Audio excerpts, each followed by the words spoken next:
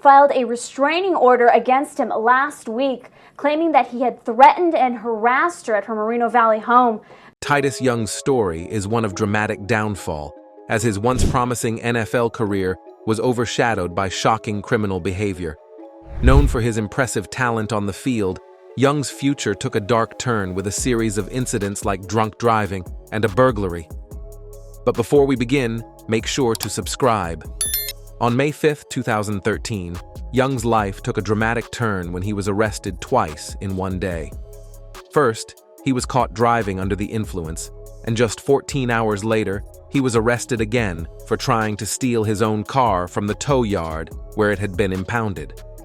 This chaotic day was followed by another arrest on May 10th, when Young faced charges for burglary, resisting arrest, and assaulting an officer in San Clemente, California. As his legal troubles mounted, his father, Richard Young, stepped forward to reveal a troubling truth. Titus was struggling with a severe mental disorder and desperately needed help. In the days that followed, Young's family took action. They briefly admitted him to the Resnick Neuropsychiatric Hospital at UCLA, and he also spent some time in a facility in Detroit. Those close to Young began to connect his erratic behavior with the concussions he suffered throughout his life. He had at least one concussion in high school, a time when the dangers of such injuries weren't fully understood. He also mentioned suffering concussions during his college career and possibly even in his rookie year with the Lions. Richard Young believes that his son's brain injuries might have caused significant damage, leading to the severe issues he faced later on. On August 27, 2013, things took another turn for Young when a California judge issued a bench warrant for his arrest because he missed a court hearing related to burglary and attempted burglary charges. By December 18, 2013, Orange County prosecutors hinted that Young's criminal case was nearing a resolution. However, the trial faced another delay as Young was hospitalized for what was described as unspecified treatment. Then, on July 9, 2014, Young found himself in trouble again, this time facing 5 counts of battery. He was held in Los Angeles with a $105,000 bail. Later that year, in December, a judge ruled that Young had to stand trial for these charges. In May 2015, Young's legal woes took a new turn when he was sentenced to 1 year of inpatient treatment at a rehabilitation center in Escondido, California, along with 5 years of probation. But the struggles didn't end there. On January 30, 2016, Young was arrested once more, this time for assault with a deadly weapon and felony battery following a street fight in Los Angeles. The legal system's response came on April 10, 2017, when Young was sentenced to 4 years in prison. He served his time and was released on December 19, 2018. Young's situation grew increasingly troubling as he began to experience significant changes in his personality. He admitted that he started hearing voices urging him to commit crimes, which raised serious concerns about his mental health. Doctors and experts began to suspect that he might be suffering from chronic traumatic encephalopathy, a condition linked to repeated head injuries. In 2013, Young was officially diagnosed with bipolar disorder, which helped to explain some of the drastic shifts in his behavior. The combination of his mental health struggles and possible brain damage from past concussions created a complex and challenging situation for Young, adding layers of difficulty to his already troubled life. Season for the Detroit Lions was arrested twice on Sunday in Moreno Valley. I'm joined now by Press Enterprise's John Asbury. John, what exactly happened? He was a talented player, but his mental illness caused great issues for him on the field as well.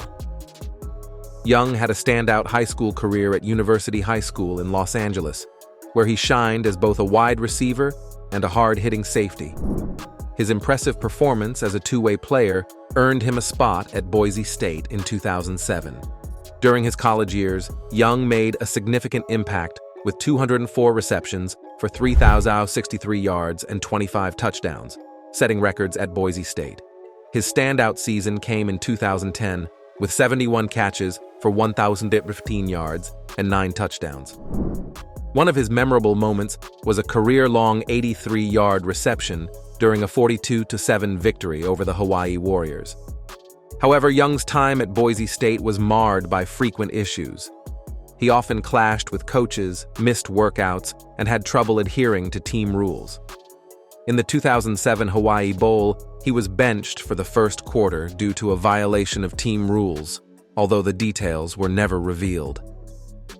On October 11, 2008, Coach Chris Peterson suspended Young for at least 3 games for another undisclosed team rule violation.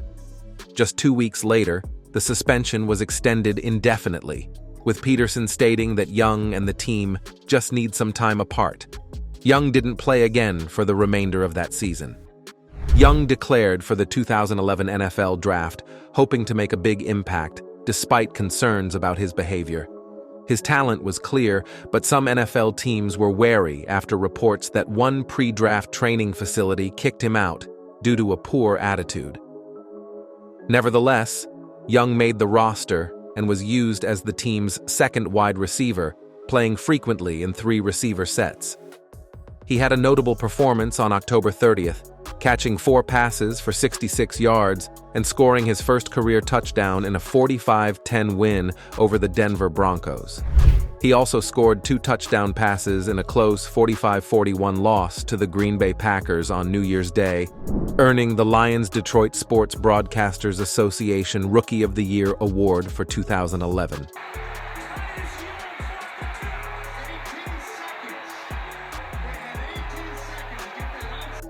As the season progressed, Young's behavior took a troubling turn. He became quieter and more undisciplined on the field. This came to a head during a Week 13 game against the New Orleans Saints when he shoved safety Malcolm Jenkins in the face, resulting in an unsportsmanlike conduct penalty. Young was benched for the remainder of the game. There were other issues behind the scenes, leading someone close to him to seek help from the league. Although the league offered counseling, Young declined the offer. Troubles continued following him. On May 21, 2012, the Lions sent Young home for 2 weeks after he sucker-punched teammate Louis Delmas. His behavior continued to be a problem, and on November 19th, the Lions sent him home again for misbehaving during a game against the Green Bay Packers. He had lined up in the wrong position twice and had a heated argument with receivers coach Sean Jefferson. This game marked the last significant appearance of Young's career. He was deactivated for the Lions' Thanksgiving Day game against the Houston Texans and the following week's game against the Indianapolis Colts. On December 5th, the Lions placed Young on injured reserve, ending his season early. Frustrated, Young tweeted that he didn't want to play anymore if he wasn't going to get the ball. A little over a month later, on February 4, 2013, the Lions released Young, marking the end of his brief and troubled stint with the team. On February 5, 2013, Young was picked up by the St. Louis Rams after being waived by the Detroit Lions. The Rams were the only team to put in a claim for him. However, Young's time with the Rams was short-lived. Just 10 days later, the Rams decided to release him, stating that they wanted to move in a different direction. The decision to cut ties with Young was largely influenced by concerns about his behavior. According to Sports Illustrated, things didn't go smoothly from the start. Young seemed disoriented and struggled during interviews with Rams head coach Jeff Fisher and other team officials. There were also issues off the field. For instance, Young threw a tantrum when he was temporarily barred from boarding a flight to Los Angeles because he had forgotten his ID. These incidents contributed to the Rams' decision to let him go. Young's promising career came to a swift and disappointing end due to a combination of on-field and off-field legal troubles. Despite showing great potential and being a talented player, his mental health issues prevented him from truly fulfilling his career potential. The challenges he faced, both in his personal life and his behavior on the field, overshadowed his skills and ultimately derailed what could have been a successful career in the NFL. His story serves as a reminder of how crucial mental health and stability are for athletes to achieve their full potential. That is it for this one, but if you happen to like NFL legends, make sure to check out our latest videos on our channel NFL Icons. I'm sure you will love it.